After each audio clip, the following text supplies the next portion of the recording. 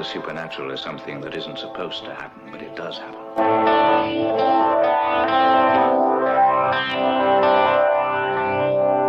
And no nation which expects to be the leader of other nations can expect to stay behind in this race for space.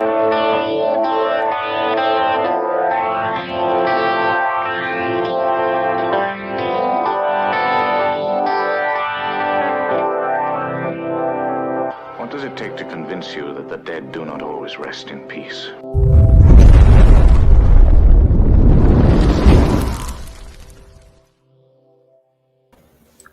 Beard Care is a proud sponsor of the program. It's handcrafted in Winter Garden here in Central Florida by craftsman Kelly Brott. Amazing beard oil, beard soap. He's even got a hand soap, a lip balm. I mean, they're amazing products, all natural, essential oils. Try them out. Go to brottsbeardcare.com. Use promo code 3beards with a capital B, and you're going to save 20% off, and it's free shipping on all orders. Check him out. At this time, everybody, we have an amazing guest that's going to be with us right now, Reverend Bill McDonald, spiritualist. I mean, living immortal is what I would call this man. When you hear his stories, it's what this is. He has got this. I'm going to let him obviously do it because he's going to do more justice than me. But I mean, when you want to talk about this is that guru that it's like doesn't seem, seems to pass through time and doesn't ever seem to, have some, because it's, I mean, I'll let you talk that, but I mean, a man who survived 12 major heart attacks, helicopter crashes, motorcycle crashes. I mean, it just, you go through the list of everything you've done. I'm like, this is one of those things that he's going to outlast me. That's pretty much what I'm getting at this. So, Reverend Bill McDonald, welcome to the program. That's awesome. Well, I like I was talking before we started. I wore the costume. I got a beard, and I'm ready to roll. And I was watching your introduction with all those neat things. I'm thinking I could talk about all those things. I mean, except for Godzilla and the Snowman, but other than that, I'm on the right channel here, the right guy. Yeah, welcome. I mean, just going through your thing. I mean, we're just, Bronze Star, Purple Heart Medal, Air Medals. I mean, you're a Vietnam War veteran. You're a veteran advocate, spiritualist, motivational speaker, advisor. I mean, you have this amazing list. And for anybody that wants more information, go to revbillmcdonald.com. That's his website. Check him out. Find out more about him. Support him when you have him. I mean, it's a great website. Please check that out. So, sir, let's just get right into this. I mean, you've had many interviews with some people, but I mean, before the show, I talked to you. How does a spiritual guru, start off in the Vietnam War?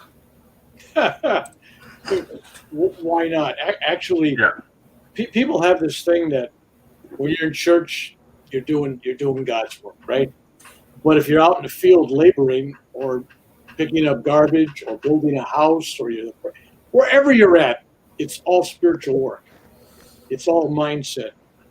And if you go back through history and you look at St. Francis of Assisi, he was in a war.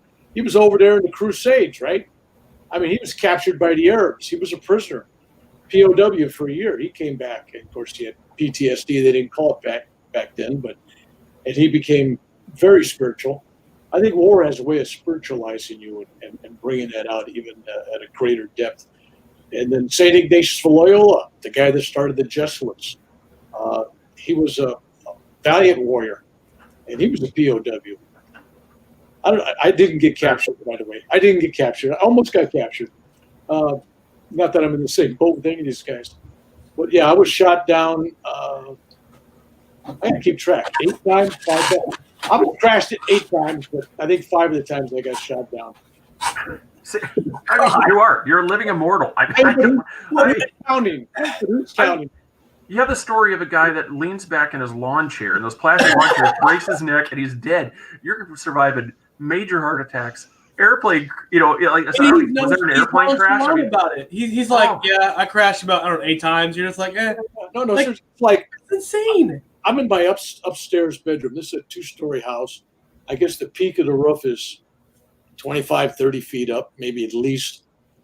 I have fallen off this roof twice. Wow. Oh my God. And not just fall and land on your feet. I fall and land flat, straight out on a cement driveway. What were you doing? First time I land, and my wife's kind of seeing me flying through the air past her window, right? Like, what's it bird? It's the plane. No, it's my stupid husband. Anyway, and I'm laying on the cement driveway, right? And I ain't moving because I figured I hit this thing from 35 feet or whatever, right? And I'm doing this mental inventory. Can I move my fingers? Can I move my hands? I don't feel anything, so I'm thinking in my mind, going, well, when you don't feel anything, that's usually a spinal injury. You don't feel nothing, right? Because I think, wow, this must be bad. I don't feel nothing, right? So after a couple of minutes of doing this inventory, my wife looking at me like I'm a crazy man, I finally get up. Not even a scratch. Anyway. Wow. That is the way my life is. Of course, getting shot down it's always an interesting thing. People don't realize. I don't know how many crashes you guys have been in, but the first one you're in is always the most exciting. I mean, it's like, wow, I got something to write home about today, right? But when it happens, you're a helicopter. You're not very far off the ground. You're treetop level, basically. So if you get a crash, it's like instantaneous, practically. You don't glide. We're going to go in a gliding pattern now. Find it. You just fall on top of the tree, right? And so it's seconds. But when it happens, it's like 5 minutes. It's like slow motion. I mean, literally, you could think a million thoughts, and you're still going down. It's really an odd sensation, especially in combat. Like, I've been running across the battlefield trying to get back to my helicopter, carrying somebody that's wounded on my shoulder. And it's like in slow motion. And there's rounds going off in the ground all around me, explosions. I mean, literally explosions with the pieces of dirt hitting you and flying on you. And believe it or not, I am just like I am right now. Wow. I mean, I got shot down once, and it took them 8 hours to come and rescue me and this other guy. And there was 500 North Vietnamese there. And I'd melted the barrel of my machine gun, M60, because I fired too many rounds without it letting it cool down. And I was just like this when I got on the helicopter. I said, what took you guys so long? I mean, it was like bad day at the office. It's like, so my company commander was getting worried about me because during 3 weeks of these major operations, 3 weeks, I was shot down 3 times. Okay. I was wounded once. I got put in for a Silver Star. I got a Distinguished Flying Cross. I got a Purple Heart. 3 weeks and 3 air medals. 3 weeks. And my CO goes, hey, Mac, you McDonald, I got to call you Mac. Mac, you got to take a break. No, I'm okay. No. You got to. He says, I'm not okay that you're okay. I'm having a nervous breakdown for you. You got to go take an R&R. Go do something. Go take a week or two. So I got a 3 weeks vacation to anywhere in the country I wanted to go. Just what you want to do in the war zone. Anywhere in the country you want to go. So I went to the beaches. I went to hang on the Delta. Yeah. And when I get to the Trang, which is, they got a fortified American base there with barbed wire, concertina wire. It looks like Folsom. I mean, it's just guard towers and everything. And I land at the airport there. I don't take a weapon. I don't take a knife. I take a little camera and my wallet and just a little bit of clothes. And I walk off the base. The guy goes, where are you going? I'm going to the town. They said, well, the town is VC at night. We're all in this compound. I went and I rented a room about 6 miles from the nearest American base in the middle of a town in VC world. And it took six days, and I enjoyed it. All kinds of neat things happened. And, I mean, that's the kind of life I live. It's just, if you worry about danger, you're never going to make it through a war. You got to go out there with the idea that if the bullet's got your name on it, it's going to get you. If it doesn't matter. And that's kind of what happened. I was literally blown up, thrown 20 feet in the air, landed on my head, knocked unconscious. A few hours later, I was on an airplane going to Japan for an R&R. I was happy to get out there. Oh, it's time to go. Oh, right. I didn't even report in for my injuries. Otherwise, I had a second, I would have had another Purple Heart. I didn't report in for that. Now, don't tell them I'm wounded, please. I had a concussion. You're like real life Call of Duty. You're just like respawning constantly. It's like it crashed the helicopter. All of a sudden, no, I'm in the spawn point. Here we go. God. You just patch everything up. It's just, it's just the nature of the beach. Here's the deal about Napa. Since you want to talk war, well, you talking to me? I'm going to talk to you. There you go. All right, I'm talking to you. All right. I had this, is either a gift or a curse. When I was there, I knew which helicopters were going to crash. I knew who was going to get wounded and who was going to get killed. Wow. That's the good news. The bad news is you tell somebody, don't get on that helicopter, the guy goes, You can't change other people's destiny. Very, very hard. I had a guy that came in new into the company, and he transferred in. He had what we called a computer job back then. His job in Saigon with computers. He had little IBM cards with holes in them, and he put a machine, and and there was tapes on a wall. That was the computer, right? And he had air-conditioned billets in a hotel. And he had it made. I mean, literally, he had it made. But he wanted to be a door gunner, right? So, trust me, in Vietnam, he didn't want to be a door gunner. Right. Not a very good survival rate. This guy lasted less than 2 hours with me.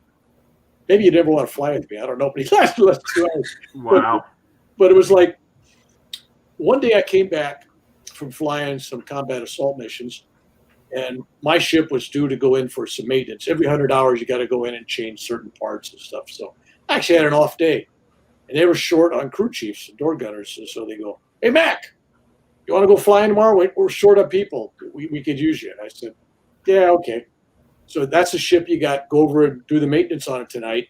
Check it out. We'll take it out in the morning and you go. And I said, "Okay, no problem." But when I went over to the helicopter and I put my hands on the fuselage, on the metal. The metal on a helicopter, believe it or not, contrary to popular belief, it's about as thin as a beer can. I mean, it is like nothing. It's like when bullets go through, they just go ping. You don't even just a ping. So when I touch the skin of the helicopter, instantaneous download. What I see in 100th of a second is what's going to take me 3 minutes to tell you. What I see is this thing in the sky, and all of a sudden the blade stopping, the rotor coming to like a jag. It's like froze up or something. And of course, the body starts spinning and it twists the thing and it destroys the helicopter and it crashes on top of a triple canopy jungle. I see it blow up. I see it on fire. I see guys' bodies flying out of it. I see them all on fire. Everybody's on fire. And that's what I see. And my hands get burnt like they're burnt. And I pull my hands off, and it's only tenths of a second. Wow. But that's the whole scene I see. And I instantaneously knew that, hey, I don't want to get on this tomorrow. I ain't gonna fly this. Something's happening. This is too heavy, right? So I don't know if you guys are into aviation, but in aviation, you got a logbook, and when you get into it, you look at it. And if somebody's put a red X in the logbook, that means there's a mechanical problem. It needs to be fully inspected by tech reps. Tech guys got to come out and look at it, sign it off. And I refused to sign it off. And I put a red X on there, and they go, "Why?" And I didn't want to put down, "Had vision, this is going to crash." Yeah, True. So I put down, "Something's wrong with the rotor, the head, the rotor head. It's going to." They go, "How do you know?" I said, "Trust me, something's wrong with it. It's going to freeze up. It's going to crash. It's going to burn." So they got mad at me. They sent somebody out, and then I still wouldn't sign it off, and they were kind of leery about signing it off. 3 techs checked it out, and then they decided to have one of them sign it off, and they said, "We found nothing." I said, "Okay, but I ain't flying on it tomorrow." And I went and told the company commander. I said, "I ain't flying on that tomorrow." He said, No. You volunteered. You got to fly on it." I said, "No. Put me on any other aircraft you got, any other Huey, and I'll go out, but I ain't going on that. He says, you're going to go out on that, because if you don't, you're disobeying an order, and I'm going to court-martial you, failure to follow orders. I said, do whatever you got to do. Court-martial me. I believe what I see. It's like, and I tell him, it's going to, he says, why don't you want to go out? I said, it's going to crash, it's going to burn, it's going to catch on fire, and it's going to kill everybody that's on it. And now my commanding officer is thinking, this guy's a nutcase. He's been here too long, right? What have you been smoking? No. Yeah. So I go back to the company, and remember that new guy I was telling you about that left that beautiful air conditioning building with The door gunner? Yeah, the new door gunner. He's there. He's having a beer with the boys, and I walk in, and I'm in charge of this flight platoon at that time. So I make the assignments of people and stuff. And I come in there, and I saw him. I said, when I shook his hands, tears started rolling down my cheeks. And I go, whatever you do, don't go out flying tomorrow. I'm going to keep you off the rolls. You haven't had flight physical, you haven't had equipment. I said, don't go on aircraft. I think it was 744 or 742, whatever number it was. And he looks at me like I was a crazy man. He says, why would I go out? I says, because if you go out, you're never coming back. And now he starts laughing at me, and all the other guys get nervous, because old McDonald's flipped out, right? He's crazy. Well, I'm crazy anyway, but now they just confirmed it, right? He's crazy, right? He's telling this guy he's going to die tomorrow. So next day I get up, I go and I see the guy who's on the line. I said, don't let him take that other aircraft out. They said, well, they got no crew for it. I said, yeah. And don't let him get the new guy. Alger, what's his name? Alger. Called him Al. And so I fly all day long combat missions. I'm out shooting machine gun. If I would have stayed with that, it was just scheduled for what they call hash and trash missions. Taking out food, supplies, personnel, orders, mail, stuff like that, right? It was an easy trip. I took the hard one, and they're still going to court-martial me, right? I said, okay, great. I come back, and it's not sitting on the pad where it's supposed to be. It's gone. So I'm an E5, right? That's all. I go into Major's office and go, what in the hell did you do to that? No, what right do you have to send it out? And he looks at me and he says, look, Mac, he says, bad enough, I got you up for a court-martial, for disobeying my orders. Now you tell me what aircraft I can let out? I said, well, where it's at? He says, well, it's late. I go, what do you mean late? Well, it's how late? Well, it's 2 hours, maybe 3. I said, it only carries about 2 hours worth of fuel. How could it be 2 hours late? It's down. It landed someplace, but they didn't know where it was at. They had no clue where it was flying that day. So they set up a search and rescue mission. I figured it was a recovery mission because in my mind, they were all dead already. And so the pilots go, let's take Mac. He seems to know everything, right? So they were like I was the big joke, right? Hey, Mac, you want to go? I said, yeah. So we get up and they hover, and they're going down the runway, and they're going, where do we go? I mean, you get all Vietnam, right? And the pilot goes, ask Mac. Mac, where should we go? And I just, looks random, but it's not. I just point out to a certain area. I said, out that way. So for whatever reason, they went with what I told them because they knew no better. So we started flying. We're flying about 10 minutes where we can't see our base camp anymore. We're out over the Triple B jungle. We're out over, I think it was the Iron Triangle. And we're flying, and pretty soon it's starting to get dark. It's that twilight hour just when the sun is starting to go down. And we see a forest fire up ahead, right where I was pointing. Now all of a sudden we can see a fire. Look, I'm a Californian. I know about fires. Oh, yeah. It's a fire, man. It's a forest fire. All right. So we go up to it. We start circling around it. And we look down below, and there's this jumbled wreckage.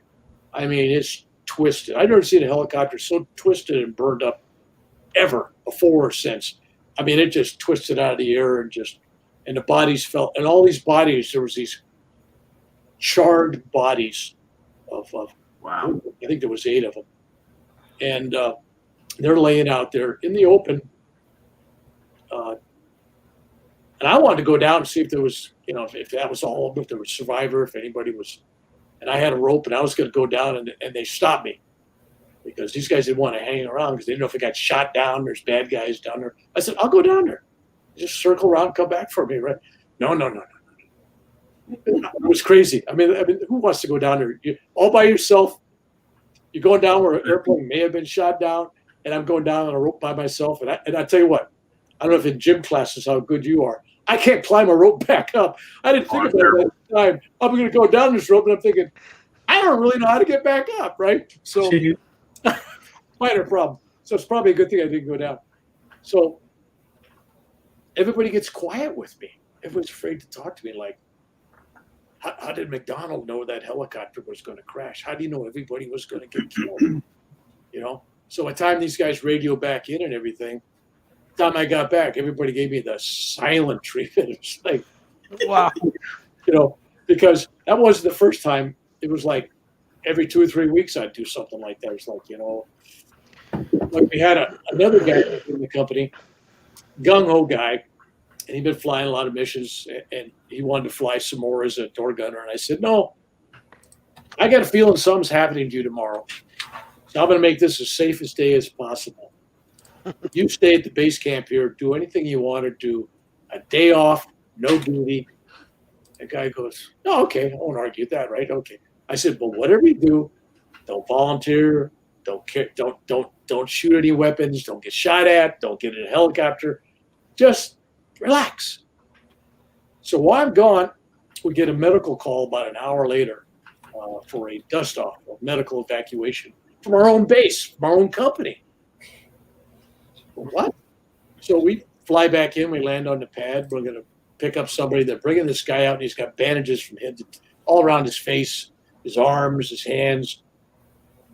And apparently, during that day, this guy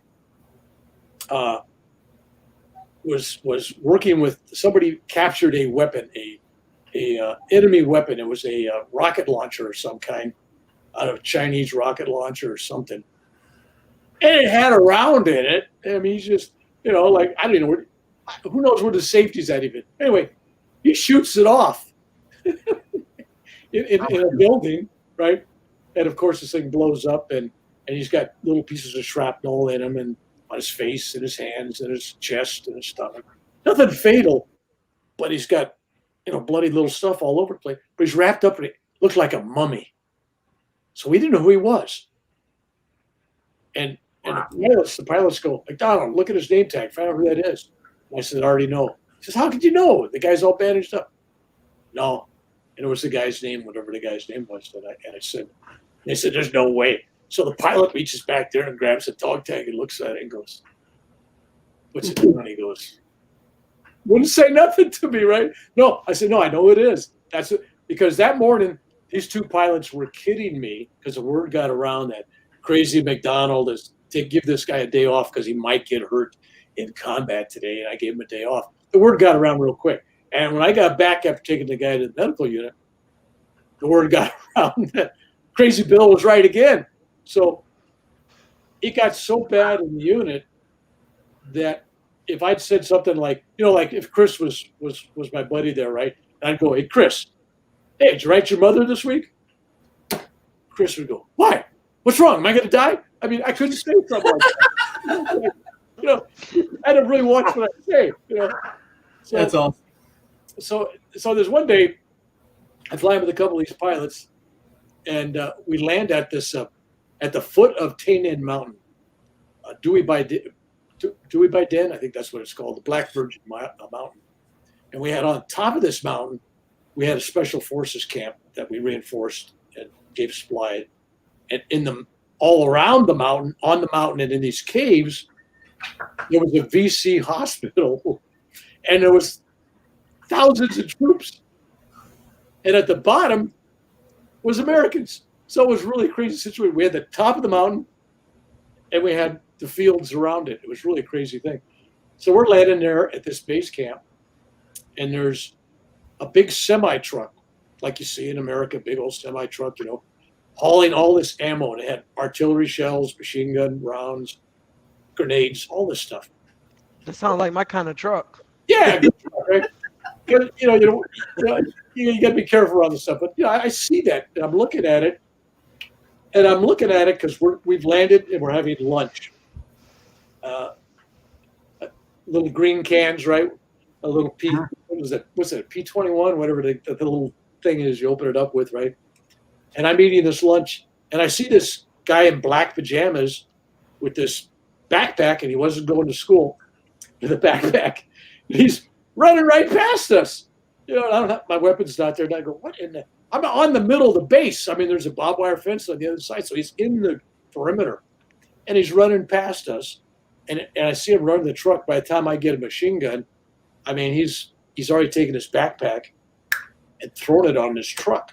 Oh, shit. And I'm standing there trying to get my weapon to get the guy, and all of a sudden there's a semi-load of ammunition and artillery shells exploding. And I don't know if you know this, if you've ever been someplace where ammo catches on fire, it's like popcorn. It's like popcorn. And it just keep going. And the machine gun rounds, there were 7.62 millimeter rounds, big rounds. They were just popping off. But the artillery shells, when they heated up, they were launching. And some of them would launch and go up a few feet. Some would go straight up, depending on how they were stacked on this truck. And some would just go straight out, like towards us in our helicopter. And so all this stuff is like a fireworks show. So I grabbed my door gunner. My pilots were going to take care of themselves. They were someplace. I didn't know where they were at. But we ran, and there was a hole. It was an indent someplace next to the helicopter on the side there. And we jumped down in there, and we're crouching down. Normal rules of engagement is you don't put everybody in the same foxhole, right? In case there's a hit, you don't want everybody to get it, right? So we're away from everybody. We're in this hole together. And I get this feeling. I get a feeling, right?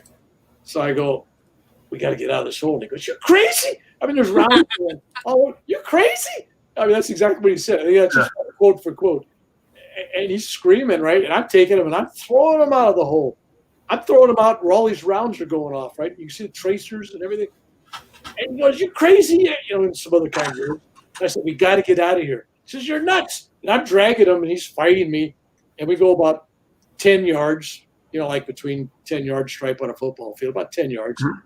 And there's 2 or 3 guys in another hole.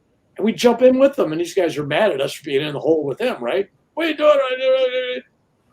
And just as they stop yelling at me, huge explosion, the ground shakes. And we look out the top of the hole. And the hole where we were at, there's flames shooting out about 2 or 3 feet above the hole. Wow. There's smoke, billowing smoke. Direct hit. One went up, and an artillery shell came. Imagine an artillery shell. I mean, that would do some. Wow. I mean, guys off the roof and motorcycles and helicopters. But that would have been injurious. I'd be injured for sure, right? So, yeah. So to stop you for a minute, what does these visions look like when you get them? Like, I mean, it came to you immediately. You knew you had to move. Like, when you get the visions, is it like God coming to you or an angel saying, hey, look, this is what we got to do, Mac. We got to move. Or it's just a slow motion vision that you're seeing in color, in depth, or what? All the above. Sometimes. It all depends on the situation. At that time, it was just an instant knowing. My higher self is going, get the heck out of here, Bill. Move right now. No argument. When I have a feeling, I don't argue. I do it. It's always kept me out of trouble. For example, one day, I've been flying to Vietnam about 6-7 months with a flak vest. I don't know if you guys were ex-military by any chance? Okay. I know what it is. I know what a flak vest is. Yeah. I know the flak. All right. But I actually have one in the garage with the instructions behind the back of it. It's in the center of it. Yeah, I actually have one. It's kind of like one of those claymores.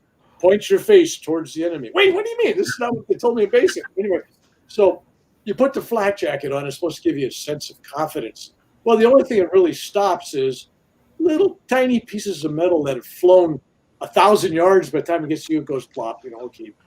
But if something explodes next to you, it's going to rip the heck out of you, right? And it ain't going to stop a bullet. So I've been flying around sitting on a canvas seat in a helicopter, which I told you is about as thick as a beer can. And that's the two door gunners, right? I'm a gunner on one side, the guys on the other side. I'm the crew chief and door gunner. The pilots are sitting in armored plated seats. I don't know if you guys know that. They got these armor plates that go out, surround them. They come out to the sides. I mean, and then they got stuff, and then they got a ballistic helmet. I mean, they're just all set up. It's just, and they got a big ceramic protector vest. So one day, the master sergeant comes and he goes, or sergeant major, whatever it was, he goes, McDonald, you're a magnet. What do you mean I'm a magnet? He says, like everything happens to you, right? He says, nobody else wants to try this out. You want to try it out? Nobody wanted to try it out because you had like a 10 or 15 pound plate in the front, and you had one. So you had about 30, 35, 40 pounds you were dealing with. And it's 100 degrees and it's sweaty, and it's next to your skin. And so I got it. I said, you know what? I don't turn down an offer even from the devil. There's a reason. There's a reason for everything. As I told my insurance agent, hey, there ain't no such thing as accidents. And then he looked at me and said, no, in your case there is, and I'm charging you more for your insurance. Damn. But anyway, so I got this chest protector, and then I had a friend in the unit, a Jewish guy from New York, and I was bragging about, man, 6-day war was just over. Yeah, it didn't last in 6 days, in case you're wondering. It was 6 days. By the time I read about it, it was over. I'm going, wow, that's really cool. He says, hey, tell you what, because most of the guys, they were sewing a little American flags on their flak vest and chest and stuff. I said, give me a Star David, man. I want to be with the winners, right? So he says, really? I said, yeah, let's put Star David on. So I put this Star David on there, so everybody thinks, what is this guy? So I'm a real target now. I got a Star David sitting right there on my heart, right on the heart. I got this little Israeli flag. And so I'm out there, and I get this call. I'm on this assignment that we're supposed to go and help these Arvin Rangers. That's the Army Republic of South Vietnam, whatever they're called. So it's the guys we're backing. And they were having an engagement. There was about 300 and some of them, 400 of them. And they were being attacked by 500 uniformed North Vietnamese troops. And this is inside of South Vietnam. That was a rare thing. That's what the rumor was. I have no clue. I get in the helicopter, we're flying over there. The only report we got was there was 9 helicopters landed, and I think 7 or 8 of them got shot up.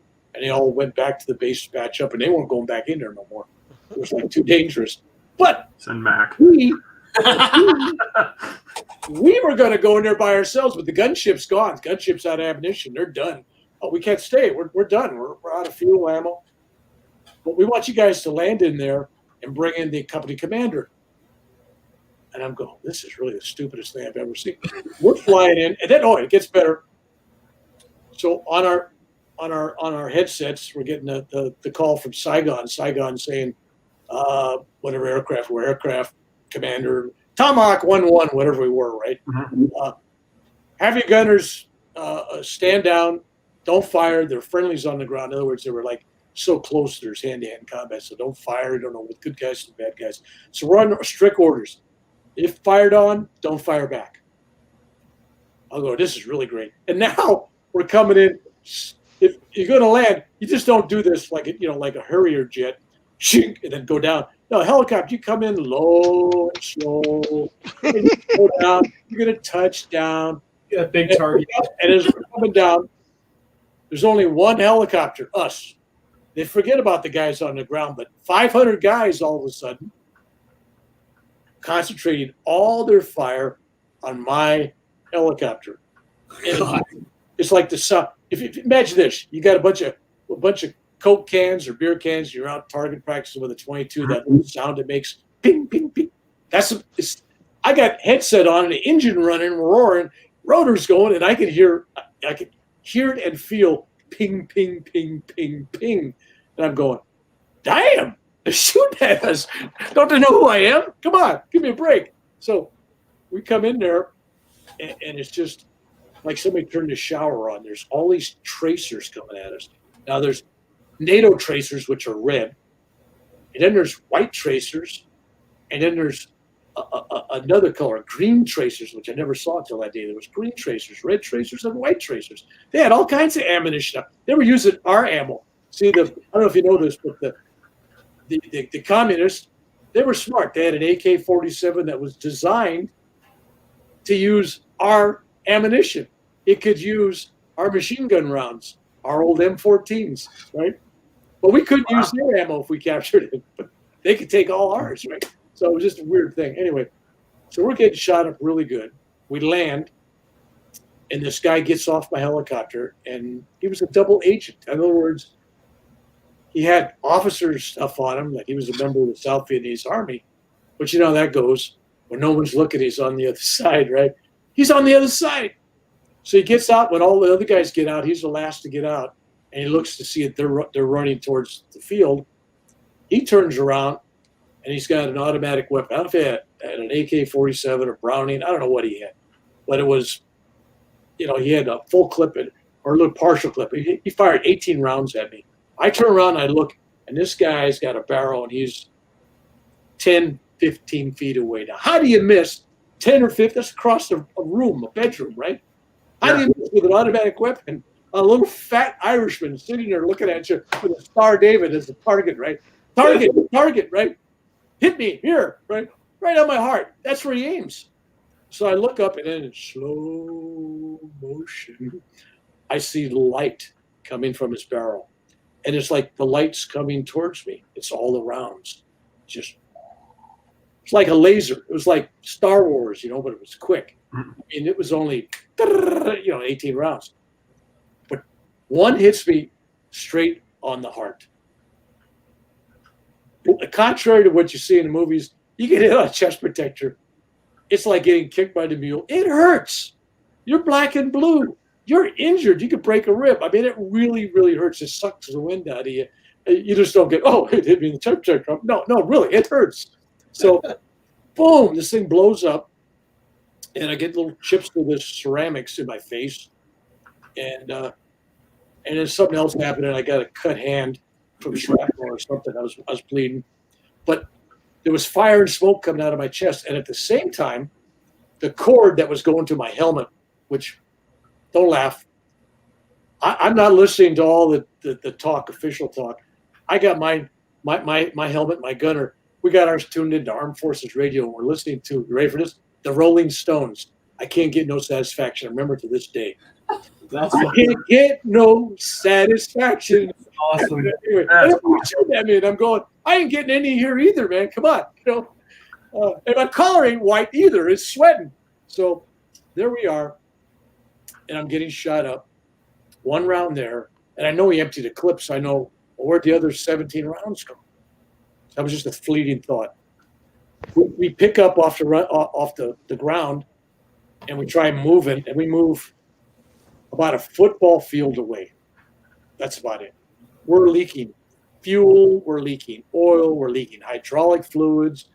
The engine is making sounds, it's burning up, it's smoking. And so we get no more than 10, 15 feet in the air.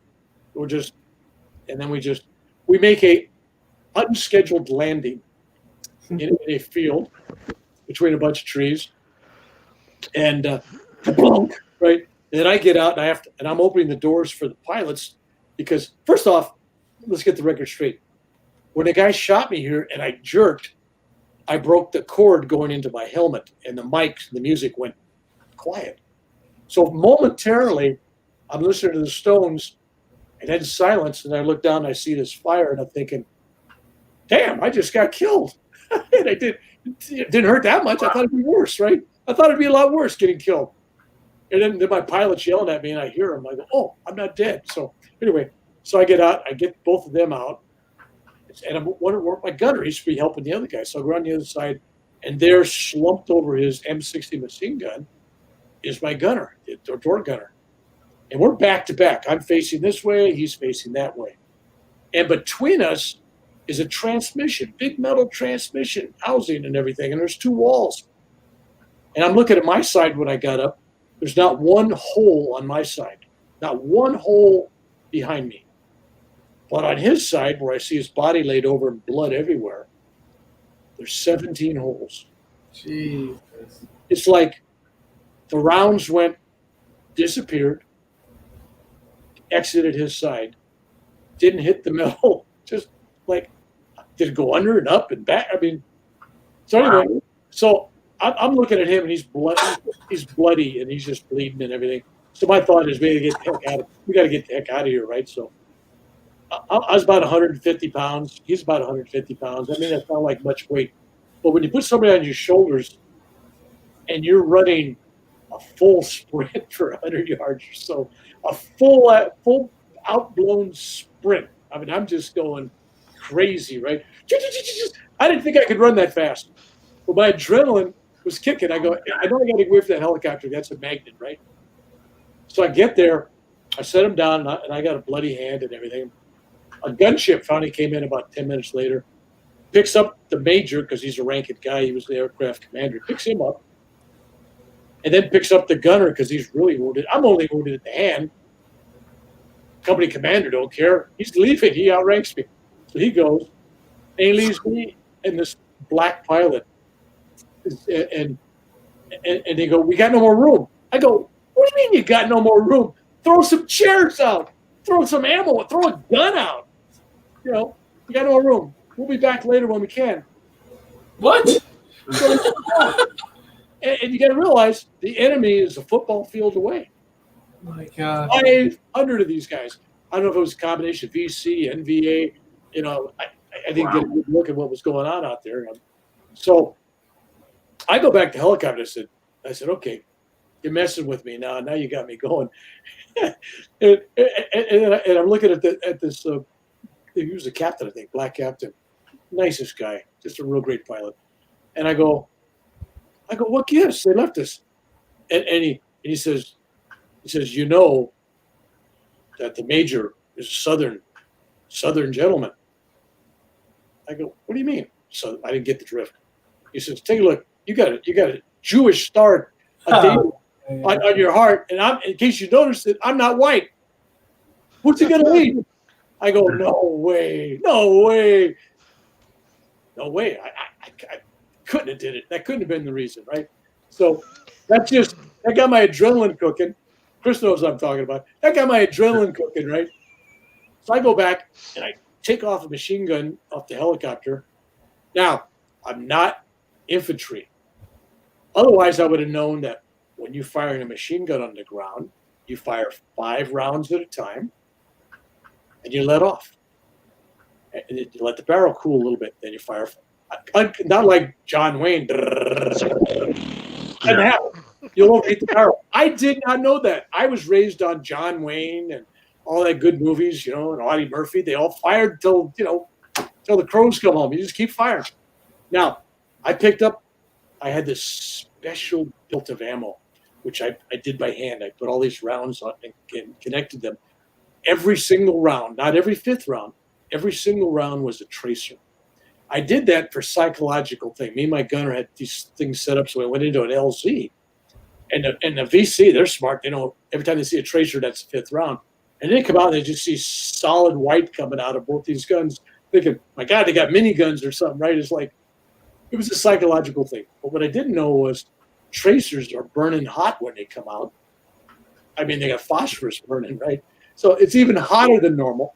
And when you're so when you're in a helicopter and I'm firing, no problem. I have a rotor blade. It's like a giant fan, air cooled, right?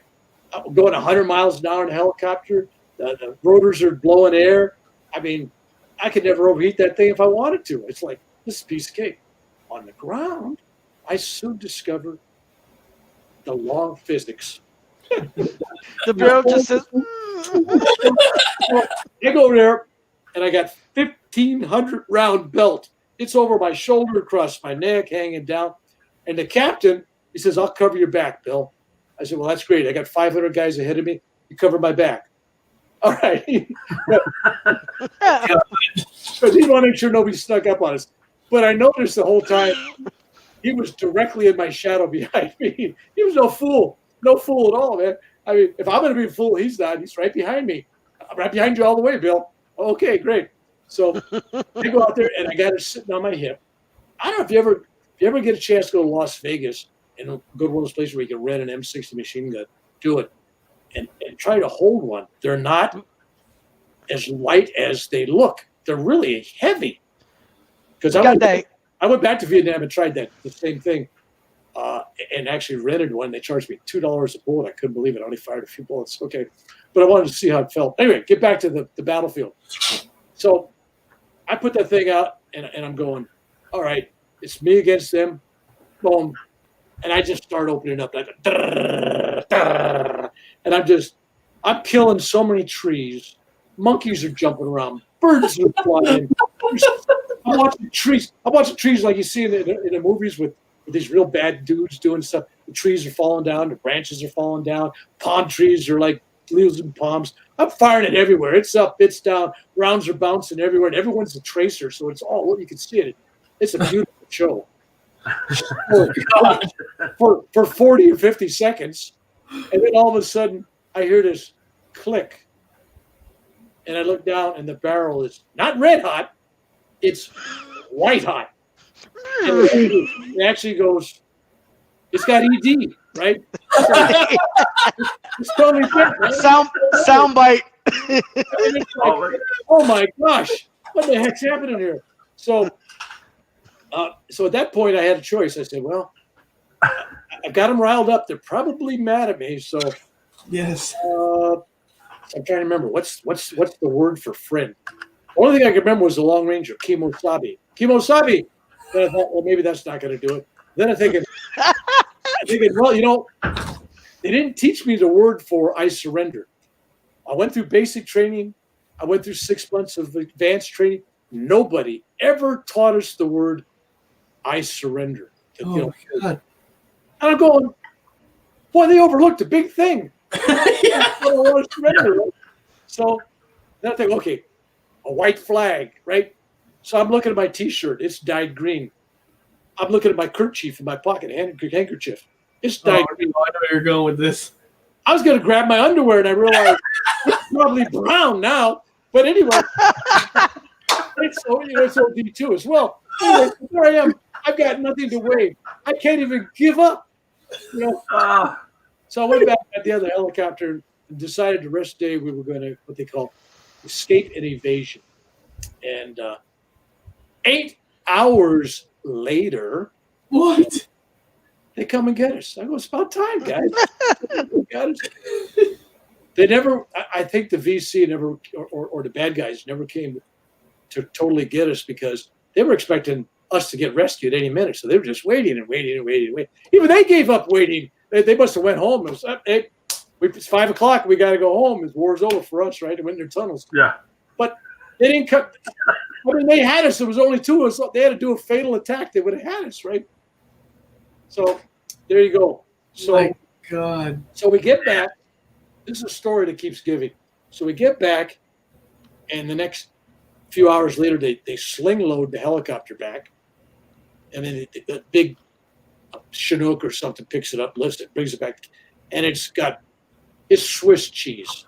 I mean, it's got holes everywhere.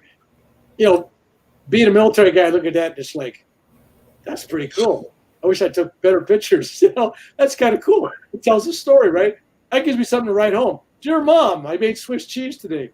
She never understood what I was talking about. Anyway, so everybody came out. There was a whole crowd. All the company guys are out there, and they're looking at my side of the helicopter when I come back in. And then look at the other side of the helicopter. They look at my side, no holes. They go to the other side of the helicopter, 17 holes. And they know all the firing came from my side because these are exit holes. They're not coming in, So nobody could explain why the bullets fired directly at my chest, disappeared, and not only disappeared through the wall of the helicopter and the transmission housing and all the steel, but reappeared as exit holes, injuring the guy on the other side. Now, fast forward. I get interviewed. A couple days later, they send out a investigation team. Same guys that investigated me when I said that helicopter was going to crash. Believe it or not, you watch NCIS. Well, the Army has something like that. I think it's CID or something.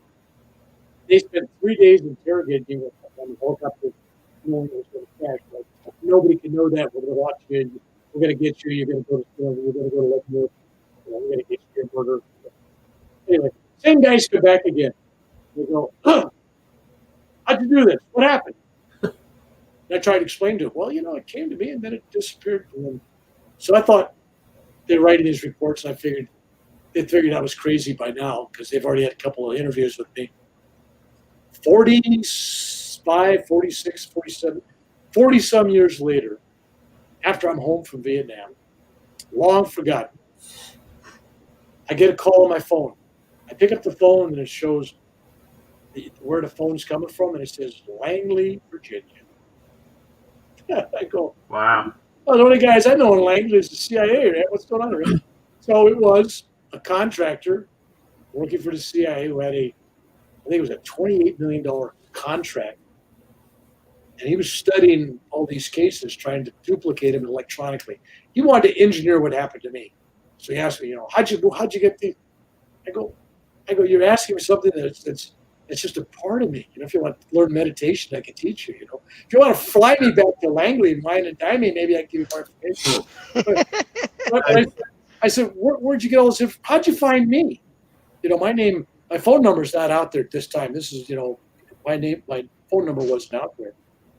Oh, we know where you're at. What do you mean you knew where I was at? We always know where you're at.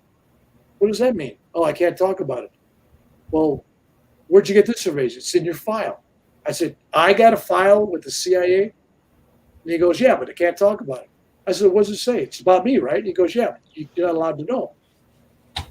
So I said, you found out about this story in there, right? Yeah. You can't tell me that story's on there? No, can't do it. I go, I said, well, I want a copy. He said, well, did you get it? It's been redacted, everything but your name. I go, what? So anyway, I keep talking to the guy, and the guy's kind of loose-lipped.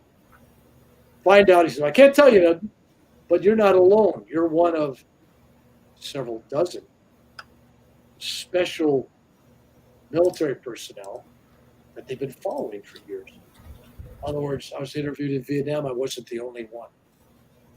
Apparently, anybody had a weird thing happen, they would contact CID. CID would get certain people going, investigate, So the men in black do come, but you don't recognize them.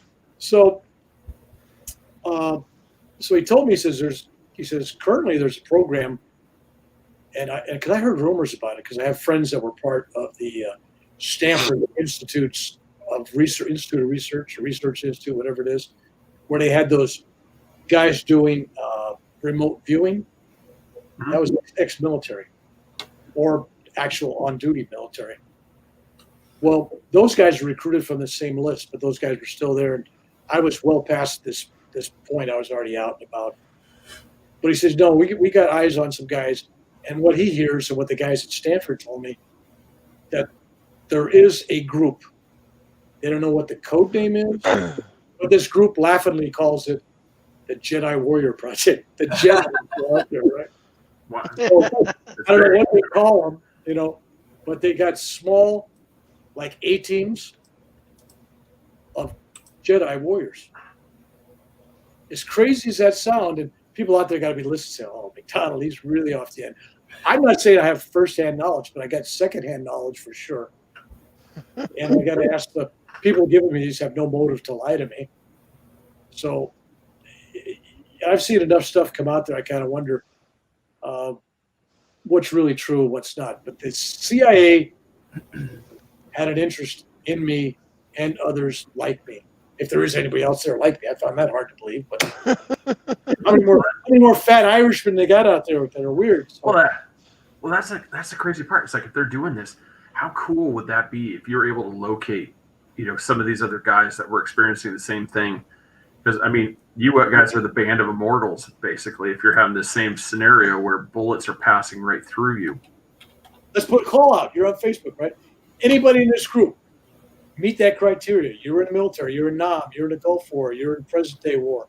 Have you been investigated for reporting strange occurrences? Be it a UFO, because I know some people that have, or be it supernatural things that have happened.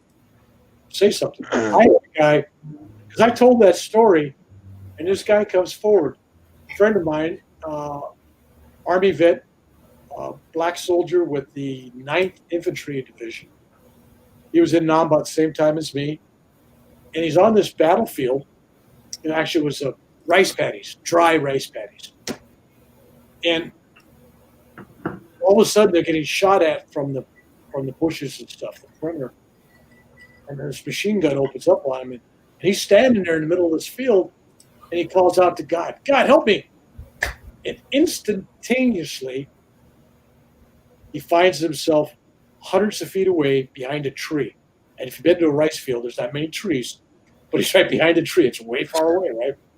And he's watching his buddy getting shot at. I don't know what his buddy's name. I'm just going to say Leroy. But Yeah. he goes, God, take care of Leroy. And Leroy ends up right next to him. The guy told me this story with a straight face. He's a retired state of California worker, got a college degree, intelligent, not crazy. And I believed him. He told me that. And then he says, you saw that I believed that. He said, well, let me tell you one more. So then he's with that same group of guys.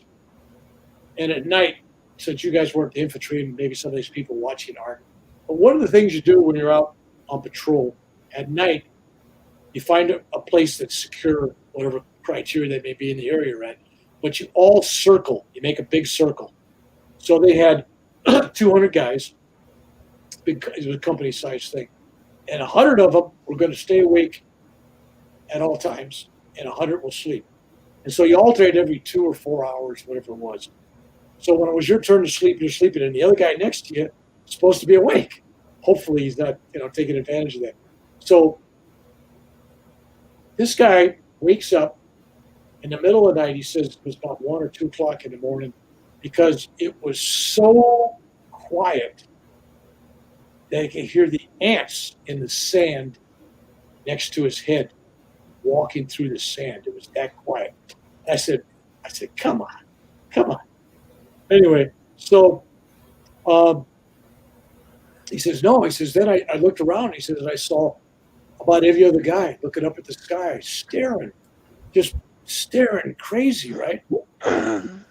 So he asked one of the guys, he says, what's going on? He says, you're not going to believe it. He says, but there was a spacecraft, an aircraft of some kind, round, lots of lights, making no sound other than a whoosh, whoosh sound, right over the top of us, just not far up at all. And there was light coming out like windows. And he says it was right over the top of us for minutes and minutes. And he goes, no way, you're pulling my leg. So he went around the different parts of the circle and he asked everybody, and all those guys that were awake saw it. Wow, that's cool. So that's like, and then I thought, I wonder if there's any more stories. So I'm talking to this guy. You talking to me? Yeah. Anyway, I'm talking to this guy, and he was a retired lieutenant colonel in the Marine Corps. He was one of the first Top Gun pilots. If he wasn't he was like the first, second, or third class Top Gun guy. And when he was in Nam, flying over North Vietnam, him and his wingman, they saw a bogey, and thinking, well, it must be a North Vietnamese MiG jet or something, but it didn't look like one, right? And it was zipping around and above them, below them, maneuvering all over the place, right? And they called in the aircraft carrier that they took off from and said, made a report. They go, hey, we got some kind of bogey out here. Do you see it on the radar? Yeah. Well, it doesn't look like a MiG, and they start describing it and everything. And the guy goes, Colonel, whatever rank he was, and he says, do you guys want to really report this unidentified flying object, like emphasizing flying object, right? You really want that in your record when you come back? So they chose not to, but they were told to, okay, treat it as a bogey, follow the bogey. And so they followed it into Cambodia. And then they went, they have to get back to get enough fuel. So they went, and they couldn't keep up with it. It was just. So Wow. I'll bet you there's people watching this that will type in or contact me later. But I'll guarantee every time I talk about UFOs or something, I've had United Airline pilot, a captain, 3 years ago, sent me an email. Didn't want to do anything publicly. Says, I've never reported this, but our crew, we had one that followed us, from Chicago to, Kansas City or whatever, right? It was some weird route, but it was right outside there. They had eye contact for hundreds of miles. But radar wasn't picking it up. So it was like, it wasn't on radar. It wasn't a radar bleep, but they were seeing it. It's right there. Wow. So once in a while, I don't know. I live in a weird area. This is Elk Grove, California, outside of Sacramento. This is kind of a hot zone for UFO sightings here. In fact, Elk Grove, within 1,500 meters of my house, there's been several sightings by different people. I think if you go on the YouTube channel and you look up Elk Grove, California UFO sightings, there may be some videos that are still up. But I was driving last December, coming back from the event.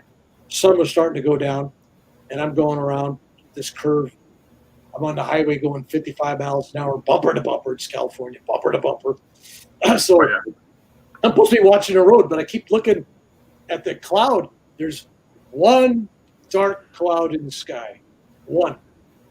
The rest of the sky, and the sun's going down. And I keep looking at that cloud because the cloud's moving. And I look at the cloud, and inside this cloud is it's not a cigar shape because it's small at the top and small at the bottom, but it goes up and kind of balloons in the middle and comes. So it was like same size at the top and bottom, but the middle of, I don't know what you call that shape. Anyway, but it's following, the cloud is following it. So it's like shrouded in this cloud. And I got all these cars around me. I'm in the fast lane with nobody next to me, right? I roll my window down. I wanted to yell at somebody in my pickup truck. Hey, look. I'm sticking my hand out, and everybody's honking to me like, hey, watch the road. I'm going, hey, look. And then I'm almost bunching into this guy, and I'm thinking, I can see me now trying to explain to the highway patrol guy why I smashed into somebody's bumper. Well, it was a UFO. It made me do it. I was trying to get a picture. Like, I couldn't get my camera out. I mean, how do you shoot a picture? Anyway, so that's my life here in the fast lane. Literally. No, I can't. The synchronicity. It's like the amazing part. You spend all that time at Vietnam, and then you're living in a place in California that has rice paddies. Yeah. Oh, yeah. That's where they grow rice. We export to Vietnam and Thailand. We're the exporter of the world. Rice, right here. We export to India, everywhere. No. Yeah, it's weird when you fly in here. The Sacramento airport, you fly right over those rice paddies. It's really weird. I keep expecting to see one of those water buffalo, right? I go, where the water buffalo, man? Where they at? We always, on the trips when we would drive from Oregon down to Disneyland, we'd always go down there. So you're driving down the raised freeway, and your rice paddies all on every side. You just see them all over. And it was just one of those, when you first do it the first time, you're not expecting to see rice paddies in California. No, it's not what you're expecting at all. No, it's there. So, yeah, well, if you drove down, you go by Mount Shasta, which is California's hottest spot. I know several people that have had sightings there, including an Indian guru that had a sighting there about a decade ago with several of his people. After a retreat, they went up about 8,000, 9,000 feet. And they saw it. So it's real stuff. What it is, you either got to believe the Russians and Chinese are more technologically better than us, or that there's something else going on. So do you still get these visions? Do you still see stuff from time to time, or have you kind of lost it a little bit, or is it still there? No, I never lost it. Always had it. I like, for example, I had my son, who was a California High Patrol officer, and he's going to retire in 6 months, thank God. But he flew in to see his son lives in this area. He flew from Nevada on his little airplane. He lands at the airport, picks him up, and then he drops him back off, and he's leaving. And I keep talking to him because I'm concerned, because while I'm talking to him, I'm seeing a Cessna crashing in the same mountains he's flying over. I'm seeing it right then and there. And I'm going, so I keep talking to him. I delay him, right? And then it feels like, okay, I'm not seeing that anymore. So he gets there and he flies home. So I get in the car, my truck. I turn on the radio and they go, yeah, the local sheriff's up here in El Dorado County just reporting that light plane, the Cessna, crashed and killed the pilot up here. And it was like exactly what I tried to delay him. Same time I saw it, same time it crashed. Wow. And I couldn't distinguish who it was. Just said it was a plane. Wow. Well, my son was getting ready to get in a plane, so caution be, hold him up. I don't want him in the sky at the same time I'm seeing this. Wait till the vision's over, right? So, Dad, I gotta go. Dad, I gotta go. Why don't I just wait? You know. So no, I things happen. Here's what's good and bad. It's both a curse and a gift. In other words, I'm looking at you three guys right now, and I know things, and I sense things, and I can tell you things, but I'm not. Not my job. Knowing things are going to happen doesn't necessarily make things better for you, and it doesn't allow you to use your own free will to deal with your own karma. I used to tell people, if you'd known me in 1990 or before, I'd tell you everything. And then I met this Swami guy. He says, well, how'd that help anybody? That's their karma. They had to go through that. They had to learn a lesson. He says, don't tell people stuff directly. Tell them a story. Kind of give them a lecture. Kind of go in circles around some object where they get the idea and they start thinking about it. He says, if you're really doing your job right, they will connect their own dots, figure out what they need to figure out, and they'll never give you credit for helping them. They'll think, hey, I didn't need Bill's advice. I figured this out myself. That's what I try to aim for. But it's really hard when you see somebody, and this marriage, we're trying to do weddings, right? And I'm looking at the couple and I'm going, he's cheating on her in his mind already, because I'm reading the vows to him and I'm picking up, he's checking out the bridesmaid. And I'm going, my God, he's already thinking about the bridesmaid, how foxy she is and everything. And I'm going, wow, he hasn't had his honeymoon night yet. So, yeah. But there's other little things you pick up. I was in one of my trips to India. I was gone about 4 months, mostly secluded in an ashram. So it was mostly just quiet for 3-4 months. No newspapers, no cable news, none of that craziness. And I was able to, and I started noticing as soon as I left the ashram, I was picking up on people really big time, more than normal. It was like I let my walls down and I was just picking stuff up. So I had an invitation to go to Arizona, Phoenix, Arizona. Linda, a friend of mine, she's an airline flight attendant. And I told her once upon a time, I said, there's one guy I really want to meet. On my wish list, on my what's that, dead list? What was that list you got? Bucket list. Yeah. I said, is that Japanese scientist, that Dr. Emoto, he does those experiments with the water crystals, where if you put love on a bottle of water, it changes how the crystals look. I don't know if you guys ever go online, take a look at that. Well, I'm gonna have to check that out. Yeah, that sounds cool. If you take water and subject it to rap music, you get a whole different structure of crystal. It's kind of jagged. It's an angry crystal. If you put Beethoven on, it's beautiful, lovely shape. In other words, water has no taste. What can I say, right? So that's right. That's awesome. Anyway, but if he proved that if you pray to this bottle of water, if you said peace, no matter what language you put love or peace or joy, you put it in Japanese, Russian, American, made no difference. It still had the same effect. So when he froze that water and he put it under a powerful microscope, it created these beautiful crystals. Anyway, he's got pages. It's a whole unique thing, and he discovered words can affect water. Now think about it. My whole thing was, we're what, 70, 80% water? Yeah. You write a tattoo on you, that's the same thing as taking a bottle of water and putting love on it.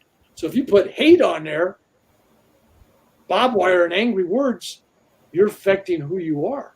You're changing your molecular structure, not for the better. So I try to tell young people, when you get go get a unicorn. Out there, man. Come on, skull and everything. Be careful.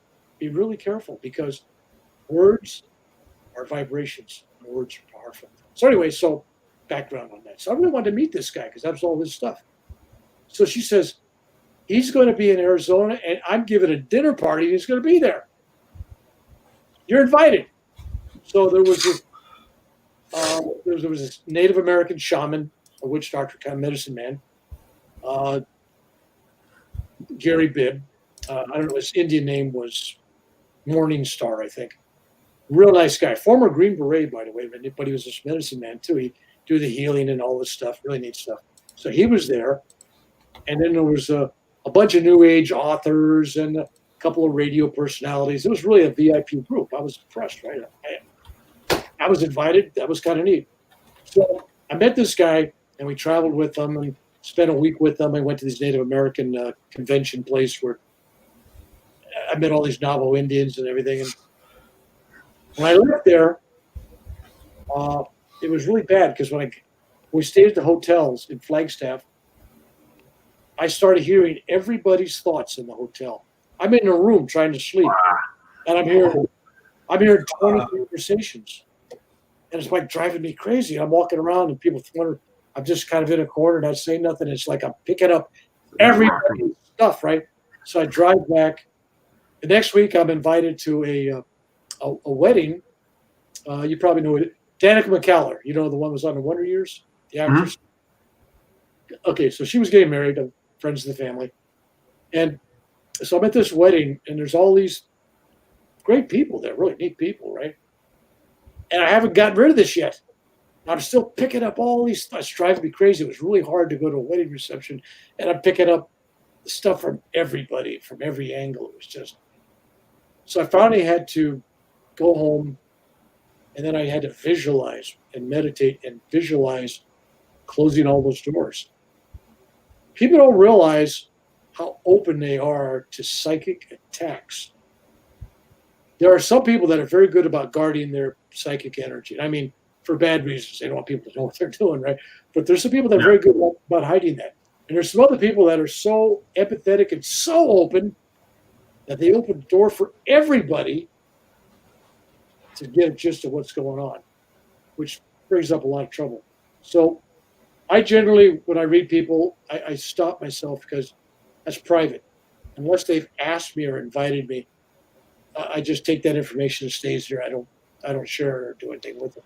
I'm scared to go to sleep now because you said everybody has their own karma on the show. So I'm gonna be like, "Hey, Craig, what do you think you meant by that?" I'm like, I'm not gonna go to sleep tonight. I'm just waiting. I'm seeing the number 429. Do not go on 429 tomorrow. There's like. Everybody's like, I'm not listening. No, I'm not touching the 429. I'm staying away. I'm one of them worry guys. I'm gonna be like, dude, what did McDonald was thinking? You got it messed up to the arm, man. Oh no. Okay, don't shave your beards. Okay, yeah, I like that. I like that. Have luck. Well, hey. Okay, remember the Winchester House? You keep adding rooms, building, you never die. Never shave your beard. You'll be all right. You got it. That's never gonna happen. Yeah, my grandfather told Lincoln that. It didn't work, so I don't know. That is a perfect place to leave. Hey, Red, I would love to have you back on the program at another time. It's because we're running out of time here. So I'll message you, and if you're willing to come back on, I really want to touch. We didn't get a chance to do it tonight, but I want to touch on the intuitive and the psychic abilities of a lot of children have, and the effects that we have on that. So if we could bring you on another time and discuss that part, I would absolutely love to have you on. All right, guys. I told you I was going to give you a different ride. Yep, that you did. I try not to do shows the same. So there's so many other places we could go. So there you go. Thank you. I appreciate that. And very much. Like I said, I'm not sure what's the best way to part. Is it namaste? I mean, I'm not sure what to say for you. But other than thank you very much. In Vietnam, being in aviation, right? you cover this. So you always wish guys, keep everything in the green. All your instruments in the green. I got your 6. Means I got your back. Yeah. So I got your 6. Keep everything in the green. There you go. Keep everything in the green for yourself, sir. We've got, That's awesome. thank you again. We appreciate it. Have a great night. Thank your wife for giving you up, for us so we can talk to you for an hour or so. We really appreciate it. She's probably grateful. Yeah. She should get better than being married to me. Yeah. Well, I would make sure that I've got somebody that could be that has the ability to vision, like what's going on. I'm like, yeah, you're not leaving my site. You're staying with me the whole time. Yeah. We will talk about that. We will talk about that. That sounds good. Well, thank you, sir. Have a great night. We will be in touch, and we'll get you on as soon as we can. All right. All right. Thank you. This episode was brought to you by Brat's Beard Care. Amazing beard oil. Like I said, we're not shaving these beards. We were told that, so we're making sure we keep those things. So go to bratsbeardcare.com. Use promo code 3beards with a capital B. Nanny Cakes Nancy Burke. Nanny Cakes 407 on Facebook. Go to 407-923-2898. I did that without even having it on the screen. Oh yeah, my bad. I don't know. I was happy about that. So check her out. Central Florida area, amazing cakes. You're going to save 15% off by mentioning us. If you're outside of the area, like we always say, you're going to get an amazing tasting cake ball. It's going to be great. But it's not going to look like you ordered, but it's still going to taste fantastic. Go to 3beardspodcast.com, patreon.com/3beardspodcast. Support us. Help us out on there. Check us out on our social medias. Like, subscribe. Go to YouTube. Subscribe there. Share this out. We're going to get this out as fast as we can get. And make sure you guys go to RevBillMcDonald.com. Check him out. Give him some support, love. Tell him, thank you. Saw you on the show. We really appreciate that. Everybody, have a great night. And as the Reverend said, keep everything in the green. I got you. Have a great night.